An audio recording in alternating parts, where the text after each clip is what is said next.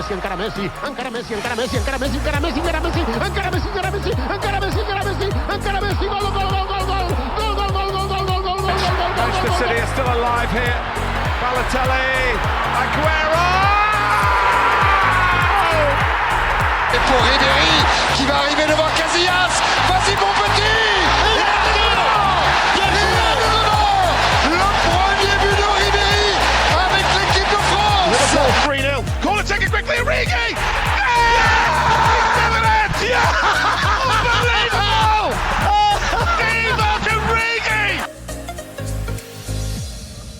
Bonjour à tous et à toutes et bienvenue pour une nouvelle émission de Passion Foot spéciale équipe de France. Ça fait maintenant 2 petites semaines qu'on se tape du football national. C'est pas pour notre plus grand plaisir, mais on a quand même l'équipe de France qui est là, qui est championne du monde et qu'on doit bien évidemment regarder.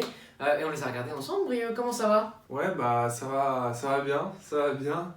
Mais c'est vrai que les matchs de l'équipe de France, c'est pas ce qui m'a le plus intéressé ces 2 dernières semaines, quoi. C'est ça, ouais, forcément. Des matchs donc contre l'Ukraine, le Portugal et la Croatie, soldés par 2 victoires et un nul, ce qui est sur le papier un très bon bilan. L'équipe de France qui reste toujours invaincue. C'est une très bonne chose déjà de garder cette culture de la gagne. Et ça a commencé avec l'Ukraine, victoire 7-1. Quand on regarde le score avec des buts donc de Camavinga, premier but en équipe de France, doublé d'Olivier Giroud, un but contre son camp, Tolisso, Mbappé, Griezmann, on a l'impression que la France a vraiment déroulé et a pratiqué son jeu. Mais au final, je sais pas ce que t'en as passé, mais on s'est quand même fait chier alors qu'on a vu 8 buts dans le match. Non, c'est dingue. Enfin, c'est dingue. Ouais, c'est ça, on s'est fait chier. L'équipe de France, voilà, c'était cool parce qu'il y avait du but. On a vu même des nouvelles têtes. Voilà, on a vu la première section de Maïk-Maignan. Pareil pour Aouar, qui était titulaire d'entrée. Martial associé à Giroud devant. Pas de Griezmann, pas d'Mbappé, ça change. Camavinga, voilà, qui fait une belle première titularisation, j'ai trouvé. Enfin voilà, c'était pas passionnant. C'était pas du grand équipe de France non plus. On était un peu sur un match test, comme tu l'as dit. Il y a eu la première titularisation de Camavinga qui était rentré en jeu, mais qui maintenant est titulaire, qui a marqué un magnifique retourné dès la 9e minute de jeu. Assez impressionnant. On a les compos juste là, donc on avait qu'un milieu Tolisso, Nzonzi, Camavinga. Sur le papier, ça fait pas rêver, et au final, dans l'animation, ça a été très bon. Défensivement, ça a été solide, ça a été intéressant, mais tu sens qu'il manque ce créateur, cette pointe qu'on peut avoir. Et c'est vraiment le problème de cette équipe de France là. Dans ce match là, il y a eu 7 buts, c'est impressionnant. Anthony Martial, que par contre j'ai trouvé pas dedans, il était pas à l'aise à cette position là. Anthony Martial, il est pas dedans, mais moi ce que je trouve dingue avec Martial, c'est un peu comme Mbappé entre guillemets, à deux proportions degrés gardées, différents, ouais. voilà, c'est ça. C'est que Martial, il a le ballon, tu sais qu'il peut y avoir but, quoi. Ouais. Tu sais qu'il peut te créer un truc, un double contact, il est parti, il te fait une passe derrière ou il tire. C'est ça qui est dingue avec ce joueur là, c'est que même s'il est pas très bon, il a un ballon, attention quoi. C'est ça, Attention. la vitesse, la frappe, c'est quand même ce qui a fait d'Anthony Martial le joueur qu'il est aujourd'hui. C'était un peu le match test aussi, c'était mon mandat titulaire remplacé à la mi-temps par Maïk-Maignan. Dayot Upamecano qui s'impose de plus en plus en équipe de France, qui devient un peu un... Il fait sa place dans le groupe. C'est ça, ouais, il devient vraiment un cadre intéressant. On va pas s'attarder non plus très longtemps sur ce match-là. A noter qu'Olivier Giroud a donc dépassé Michel Platini en nombre de buts en équipe de France. On reviendra sur Olivier Giroud dans quelques minutes. On va passer directement au deuxième match, le match contre le Portugal, soldé par un triste 0-0. Cristiano Ronaldo était présent avec son petit Covid, bien évidemment. La composition, une compo type, j'ai envie de dire un peu, enfin c'est quasiment l'équipe qu'on a eue à la Coupe du Monde, avec Rabiot qui est là à la place de Matuidi. Mais c'est en tout cas les joueurs qui sont titulaires dans la tête de Deschamps pour ce match contre le Portugal. Ouais, moi j'ai trouvé une équipe de France très très bonne défensivement. Avec Hernandez, voilà, on a cette action où il te prend la balle dans les pieds de Ronaldo. Impressionnant. Qu'elle est allumée Lloris, tout bêtement. Rabiot, un match sérieux de Rabiot, le milieu assez appliqué. Pogba, pas son meilleur match en équipe de France, mais quand même il trouve des bonnes passes. Mbappé, moi je suis pas du tout fan de ce match-là d'Mbappé. C'est impressionnant. J'aime pas du tout Mbappé quand il vient prendre le ballon dans les pieds. Mais ce qui est fou, c'est qu'il y a une vraie différence, je trouve, entre le Mbappé de l'équipe de France et le Mbappé du Paris Saint-Germain. Au Paris Saint-Germain, il est exactement dans son rôle, c'est-à-dire qu'il va faire 2-3 dribbles, mais c'est pas le meneur de jeu réel de cette équipe-là. Et là, je sais pas, il a envie d'avoir ce ballon, de créer d'action. Et moi, c'est pas du tout ce qu'on lui demande, non, Mbappé. Bah, enfin, moi, voilà, j'ai vu aussi des commentaires pareils sur Twitter. Je crois que c'est Sport du Foot qui disait notamment que Mbappé, voilà, on lui demande de. Enfin, on a l'impression de voir toujours le Mbappé et que là, justement, il change, il montre un nouveau registre. Bah, moi, j'aime pas ce registre-là du tout simplement. Du tout. Pour moi, si je devais comparer, encore une fois, toute proportion gardée, Mbappé au PSG, il fait pas ça parce qu'il sait que c'est Neymar le patron. Et en équipe de France, ça doit être à Griezmann de lui dire mec, c'est moi qui prends le jeu. Ouais, c'est ce que Toi, dire. tu prends la profondeur où tu vas devant, mais tu viens pas me casser les couilles, c'est mon ballon.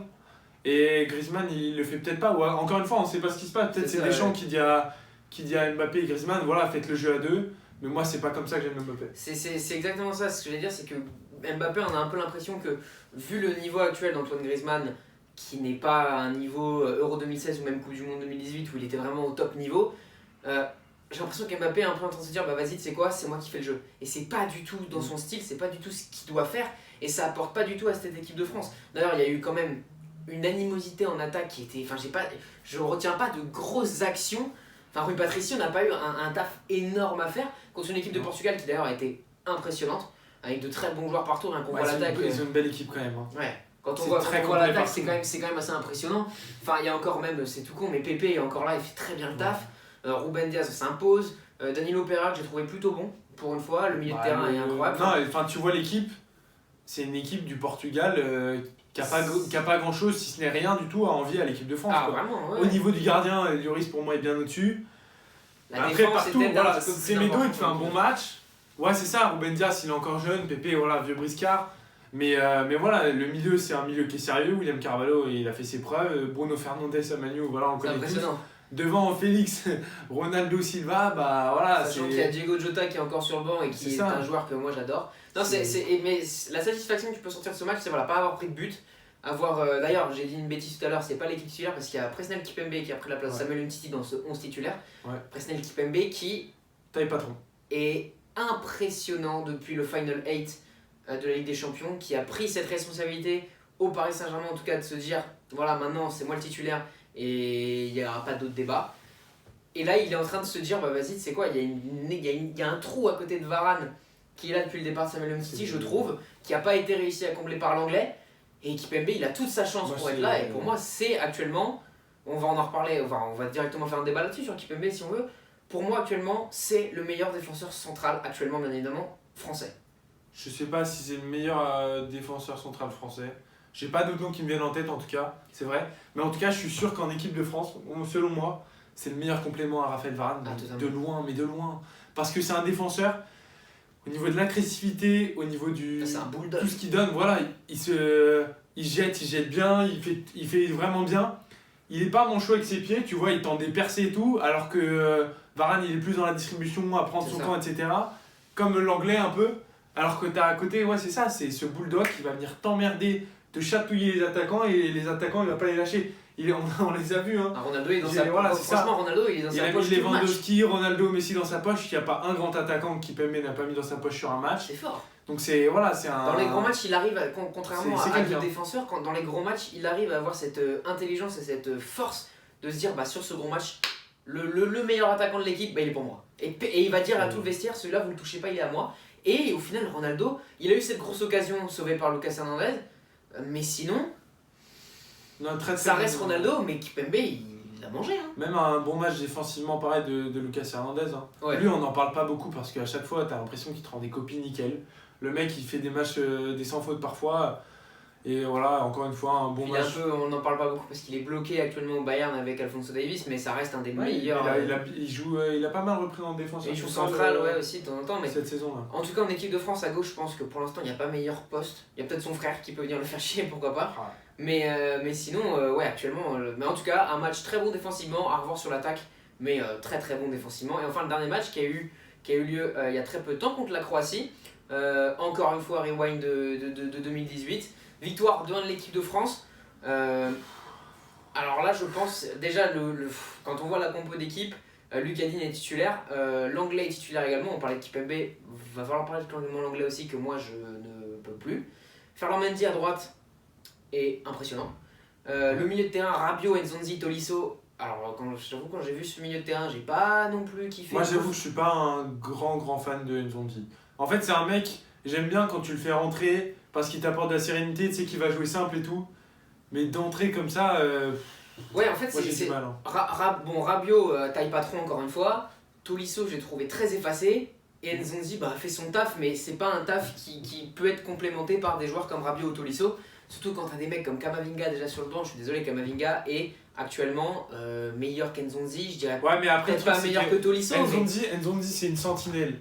Donc, et Deschamps, quand il est en 4-3-3 à losange comme ça, en 4-4-2 avec un faux neuf, Griezmann a un peu ce rôle de voilà, faux c'est neuf. ça, Avec ouais, en 10 là, faux neuf comme il y a Mbappé et Martial qui sont tous les deux en pointe. Griezmann est un peu en faux neuf, en imitant 10.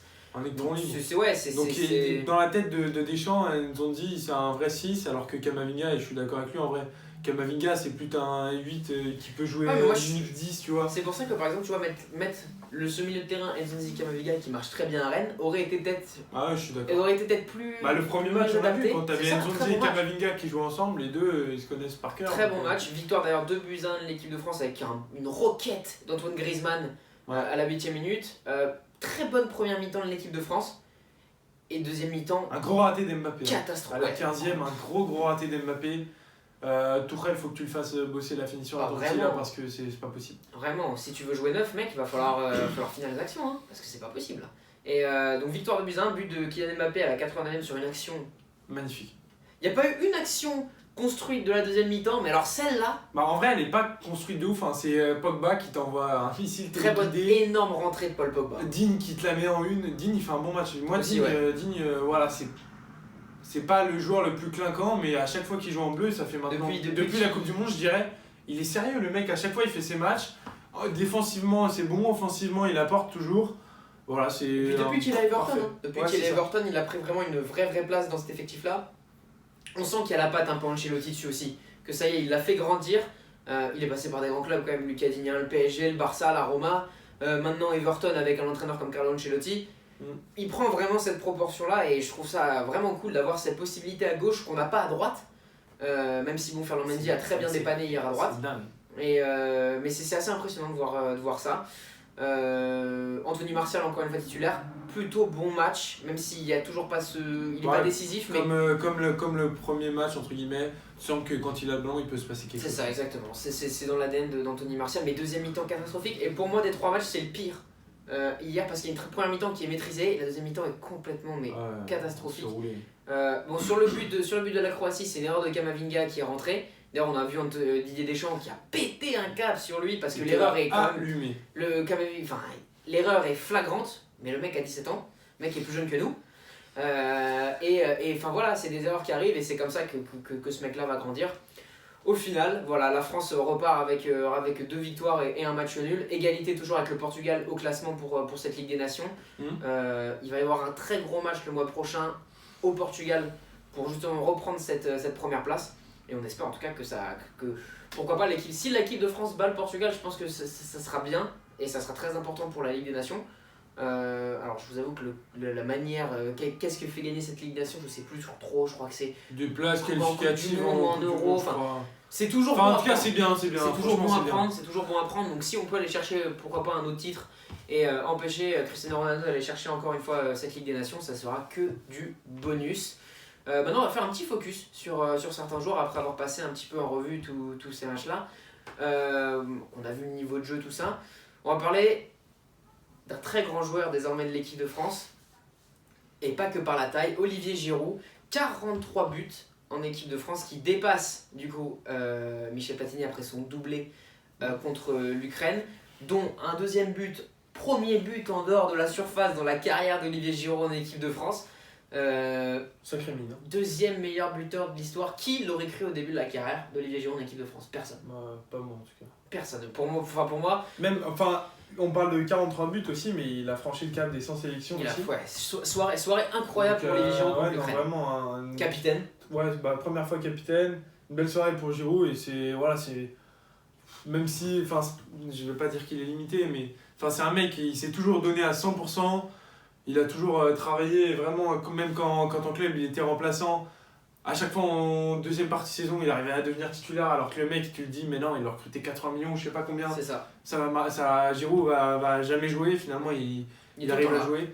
C'est un joueur, un exemple vraiment d'abnégation, de détermination, le gars.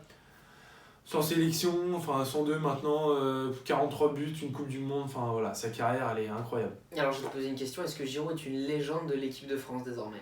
Parce que en termes de statistiques, oui, il y a beaucoup de gens qui ne le mettent pas en tant que légende parce que c'est pas un joueur flashy, c'est pas un joueur qui marquera par son élégance, par son niveau de jeu, par sa manière de jouer, mais enfin les gens qui ne mettent pas Olivier Giroud comme une légende de l'équipe de France, il faut un moment, on peut ne pas aimer Olivier Giroud pour son style, mais il faut respecter l'homme, il faut respecter la carrière de ce mec, surtout en équipe de France. Et pour moi, il rentre dans ce club voilà, de légende de l'équipe de France. C'est tout con. Enfin, genre, je crois qu'il y a 8 ou 9 joueurs en équipe de France. Ça doit être le 8e joueur à avoir plus de temps en sélection déjà. C'est ça. Et en plus de ça, il est deuxième meilleur buteur. Il n'y a que des beaux noms dedans. Hein. Donc, ah oui, non mais donc, tu peux pas ne pas dire que c'est pas une légende de l'équipe de France. Ce mec, voilà, forcément, c'est une légende de l'équipe de France. Il a gagné une Coupe du Monde avec les Bleus, il a été en finale d'un Euro, il est dans une belle génération bleue et c'est le numéro 9 titulaire de cette belle génération-là. Donc forcément, il aura vu beaucoup de joueurs passer en équipe de France, lui il aura su rester. Je vais faire un comparo un peu bizarre, mais à l'image de Karim Benzema au Real Madrid, hein. Giroud, il y a tout le temps des grands buteurs qui arrivent. Bon, des grands buteurs, on parle quand même de Mbappé, après, même si t'as quand même Lacazette, Ben Yedder, t'as quand même des mecs qui, sur le papier, te donnent plus envie, mais Giroud est tout le temps là et va continuer à faire son taf. Moi, ce que je trouve dingue avec Giroud, c'est que le mec, combien de fois il a été décrié, il était remplacé en club, il était titulaire en équipe de France.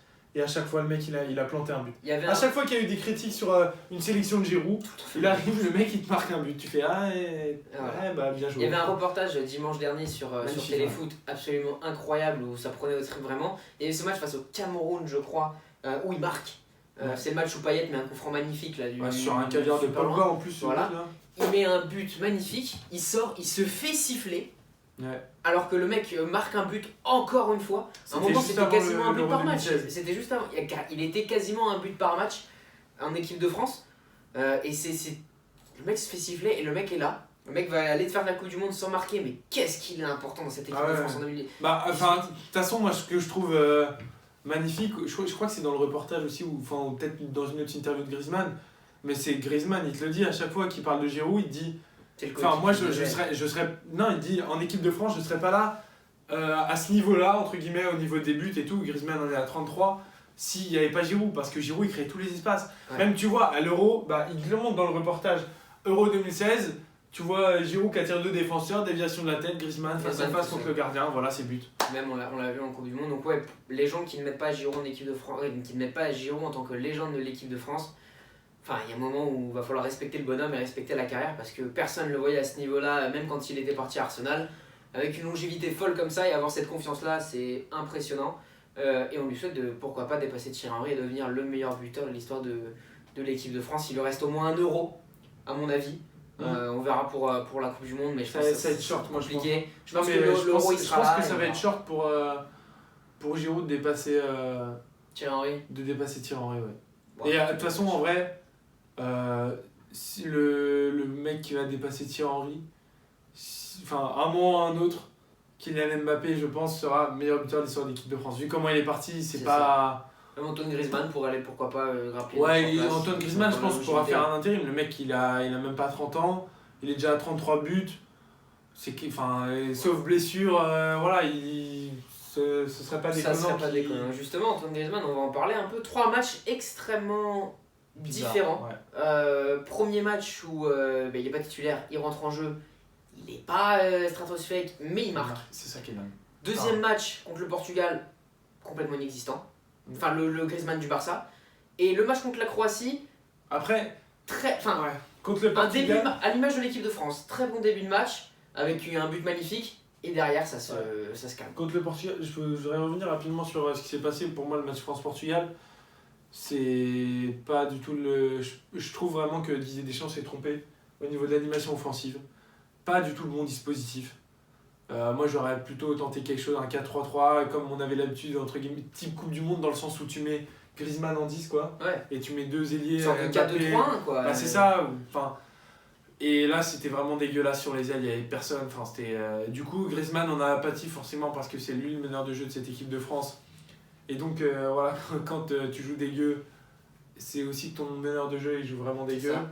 Donc voilà, après ce qui est dingue, c'est que le mec il fait pas une bonne sélection sur ce mois d'octobre, il met quand même 2 buts. Ouais, c'est ça. Il met quand même 2 buts quoi, un grand joueur. Et vraiment des buts en plus qui sont bien construits et tout. Tu parlais justement de la tactique de Didier Deschamps.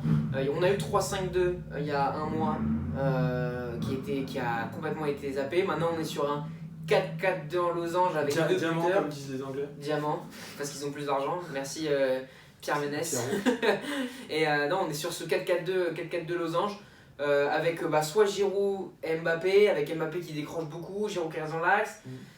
Moi personnellement, c'est pas un système qui. Moi je pense que cette équipe de France marcherait super bien en 4-2-3. En fait, comme on l'a eu à la Coupe du Monde avec Olivier Giroud qui est vraiment en tour de contrôle et qui du coup lui va c'est là qu'il est le plus fort. Griezmann en 9, avec Mbappé sur un côté droit et à gauche Anthony Martial qui peut jouer à gauche, même à gauche tu mets Mbappé et comme ça il sera content, il va dire comme ça je pourrais repiquer. Et à droite, tu mets Coman, c'est son côté, c'est son terre-terre. Mais c'est que tu as beaucoup de possibilités et je trouve que le 4 de losange utilise absolument pas toutes les capacités de l'effectif de l'équipe de France. Ou sinon même tu mets Ben Yedder devant, qui jouera très bien. Ouais. Ben Yedder Griezmann devant, ça s'entend à merveille, mec. C'est possible, c'est totalement possible. On verra, mais tu vois, quand tu regardes les 3 matchs, franchement, sur les 3 matchs, il n'y a pas un seul match que j'ai regardé à fond. Ou c'est sur la. Tu vois, c'est en fond et je regarde quand j'entends Grégoire Margoton partir un peu, tu regardes un petit peu à droite à gauche.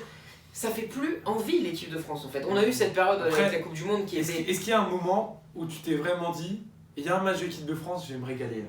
Moi, il n'y en a jamais eu. Enfin, à part hors grosse compétition, bien sûr.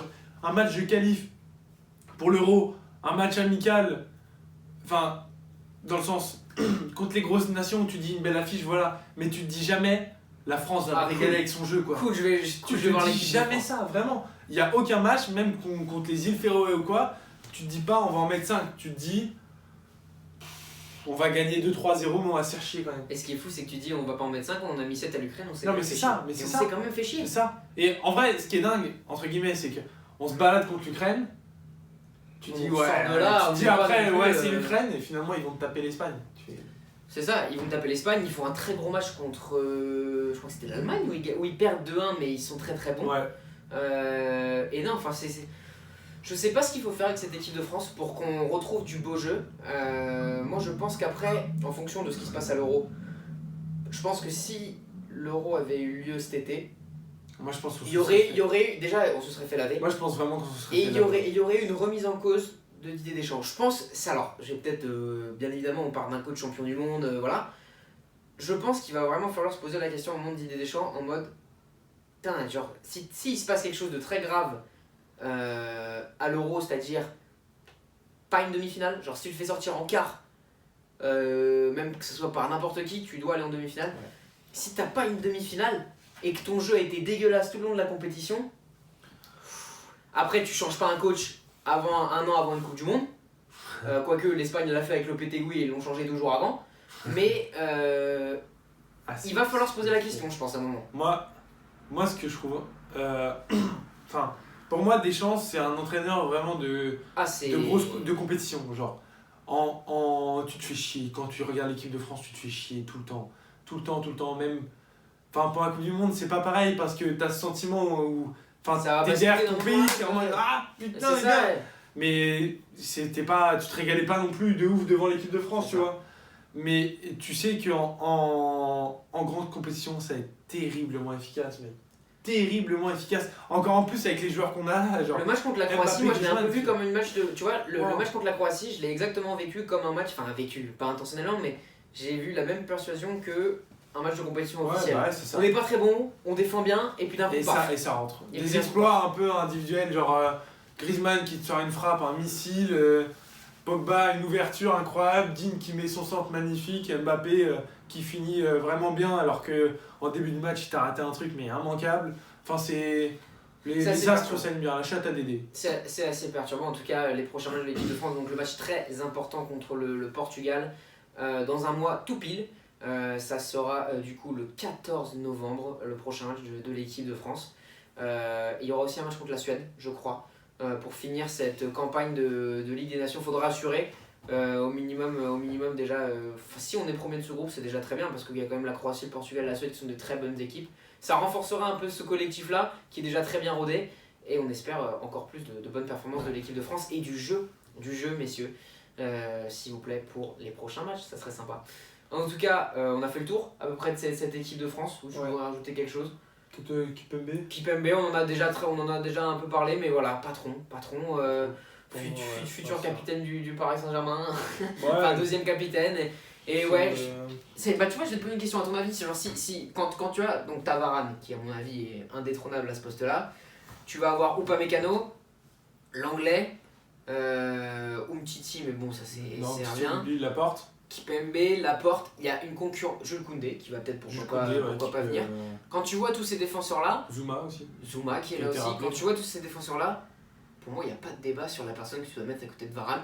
Et même, le plus rassurant. Et même si tu prends cette liste-là, tu regardes, ok, qui est le meilleur? Bah t'as Kimpembe qui est tout. En fait, moi, l'anglais, c'est le joueur qui m'a jamais fait match dégueulasse de l'anglais contre la Croatie. Ce joueur-là m'a jamais fait bander, genre.